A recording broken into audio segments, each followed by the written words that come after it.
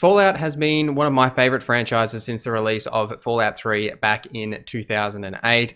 Fallout 76's launch, however, was littered with controversy, and it wasn't really the Fallout game that I was expecting, even despite the multiplayer aspect of the game. With the updates that Bethesda have made since launch, and now the release of the Wastelanders update, I really think it's time to talk about this game and if it has that Fallout identity that these previous games had. So, let's find out. In 2019, Bethesda announced at their E3 press conference that NPCs were returning to the world of Fallout 76. The Wastelanders update saw the NPCs, a new dialogue system, new factions being the Settlers and Raiders and a few others, companions, a completely new main story, and a reputation system set around these two main factions being the Settlers and the Raiders.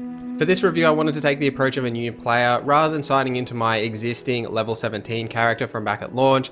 I eagerly created a new character, left Vault 76 ready to tackle the new and exciting Wasteland. Almost immediately, you are greeted with this new dialogue system and NPCs to talk to, which is a stark difference from leaving the vault before this event happens. That gives you your first narrative thread. There is a treasure in Appalachia, and everyone has returned to try and claim it. While questing and leveling through the first 10 hours of the experience, I was simultaneously doing the Wastelanders quests and content along with the old Fallout 76 main story alongside it. There is a night and day difference between the old and new quests in Fallout 76. The old quests have zero NPC interaction. Often you'll be left exploring the world and a quest will randomly start with no context, asking you to investigate a certain location or a certain item around you.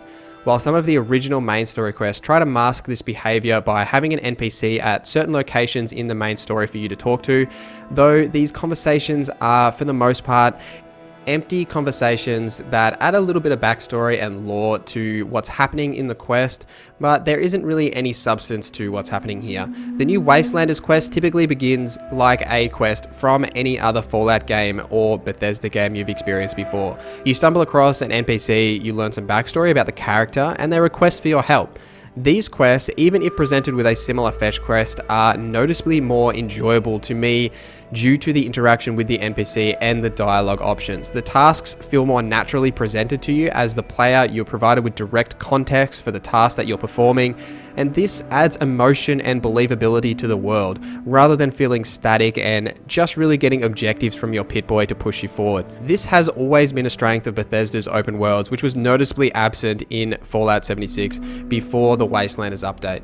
At about the 8 to 10 hour mark, there was a time when I couldn't continue the new Wastelanders content because I didn't have the level requirement, which was level 20, to continue that storyline. So I had to revert to some of the original game's content. And it was about this time that I realized that some of the things I didn't like about Fallout 76 are still in the game. There is still a numerous amount of bugs that I experienced, both inside the new Wastelanders instance quest experience and outside in the open world. This is where the shortcomings of the combat and the leveling system are really highlighted. Combat is often cumbersome with small enemies or ghouls charging at you being difficult to shoot. Thanks to VATS, this process is a little bit more manageable, but it is a little bit annoying. The poor AI tactics are also noticeable. Most range enemies hide behind cover with their heads still visible in line of sight to you so you can shoot them for critical hits. And melee characters like the ghouls and other smaller creatures, when unable to reach you, will often just stand still as easy targets to hit. With leveling being the primary goal during this portion of my playthrough, I found quests, events, and other activities like crafting easy enough to do and to keep the experience flowing and my level growing.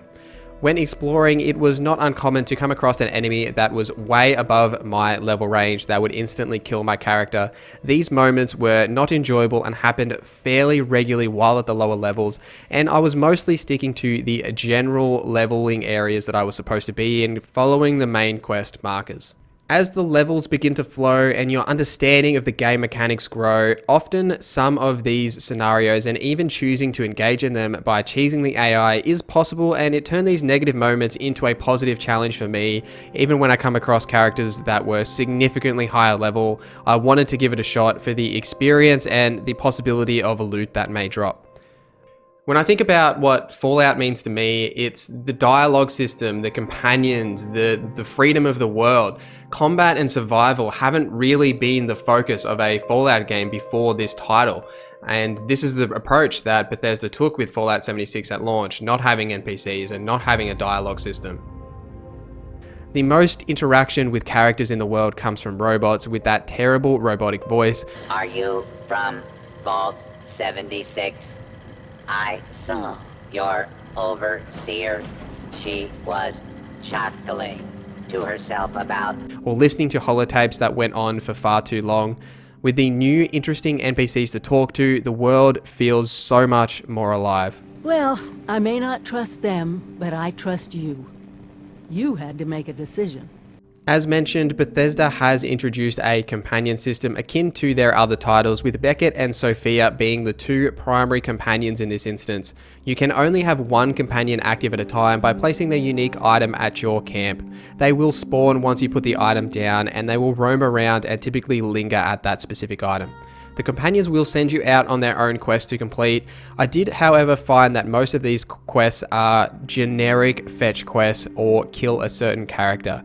You get a lot of backstory from the companions themselves, but you are often sent out to go kill something or collect an item and bring it back to get that next section of the story, but they never actually come with you. You can have NPCs follow you and fight for you in combat, but this is limited to the instance interiors specifically designed for the main quests. They and your companions do not join you out in the main world, which is disappointing, as some of the best memories from past Fallout games are from exploring the world with Dogmeat or other companions out in the Wasteland. I'm personally not sure if this is a server limitation or if Bethesda didn't want to have 5 characters in the same location, all with the name Beckett, following around their respective players. However, Elder Scrolls Online, another Bethesda title, achieves this by having the other players' followers appear as random NPCs to avoid breaking the law of seeing multiple of the same character.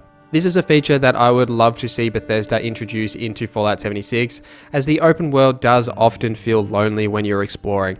While the new Wastelanders quests are a much needed addition to the game, I quickly began to realize that regardless of which faction quest I was doing, the structure of the quests was identical. For both the Settlers and the Raiders, you will initially try to gain their trust by teaching them about the Scorched and inoculating them to avoid the disease. There are some linear quests after this point where you'll learn about the hidden treasure in Appalachia. You'll then be presented with the choice to either go back to the Raiders or the Settlers, tell them about what you've learned, and plan your heist to take the treasure.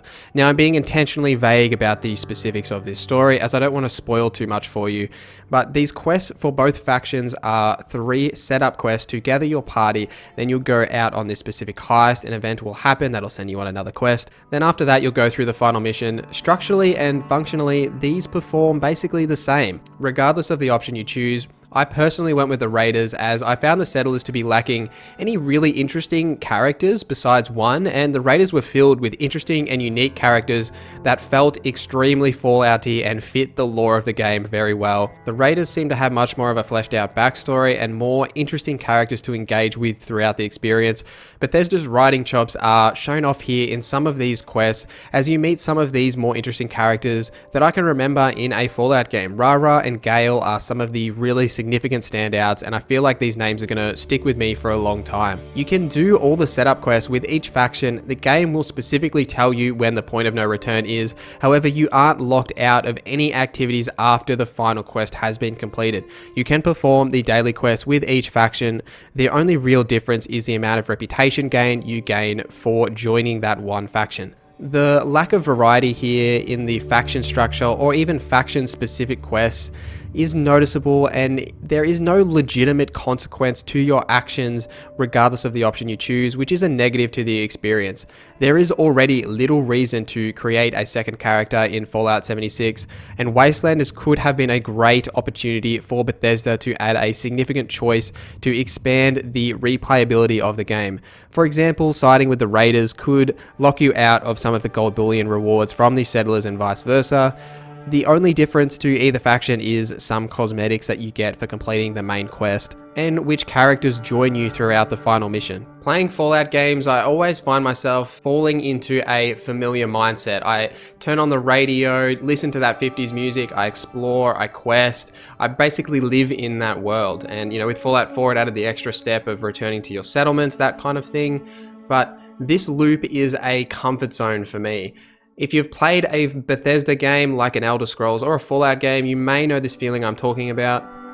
When Fallout 76 originally released, I never felt this comfort zone in the game. Whether it was the bugs, the quests, the world, I'm not really sure. Playing Wastelanders and turning the radio on, I was surprised to hear that there is actually now a radio host. Grab the Rad-X and lots of it, because that ain't love out there. After a few hours in one play session, I stood up to move around, get a drink, stretch my legs. I realized that that familiar Fallout comfort zone had hit me, and I was thoroughly enjoying the experience that I was playing, regardless of this structure of quest that I'm talking about. Fallout 76 has the spirit of Bethesda's previous Fallout titles, and there is still an unmistakable awareness that, for better or worse, Fallout 76 is an online sandbox survival game. It's not the Fallout game or the RPG experience we have become accustomed to from Bethesda. In 2018, I would have told you to avoid Fallout 76, even despite the heavy discounts the game had at launch. Now, with many updates to the game, and the additions brought from Wastelanders, and the promise of more with the 2020 roadmap that was recently shown off, I'll have a link to my video on that right up here. Fallout 76 is now worth your time. If you've previously enjoyed Fallout 4 or you enjoy open world survival games, I would recommend Fallout 76 to you. There is an experience here that is worth playing if you enjoy those style of games. Fallout 76 is a buy, but not at full price. I would suggest to wait for a sale, as a title like this is bound to have numerous sales and the game will continue to get better with age. If you already own Fallout 76, now is a great time to jump in and enjoy some of what originally made me fall in love with the Fallout franchise. If you have any questions or comments about the game, please leave them in the comments down below. I'd be happy to answer them. Or come and chat to me live on Twitch. I stream Tuesday, Thursday, and Sunday Australian night times. Follow me on Twitter or Instagram. All those links are in the description down below. Thank you for watching this video. My name is Norza, and have a great day.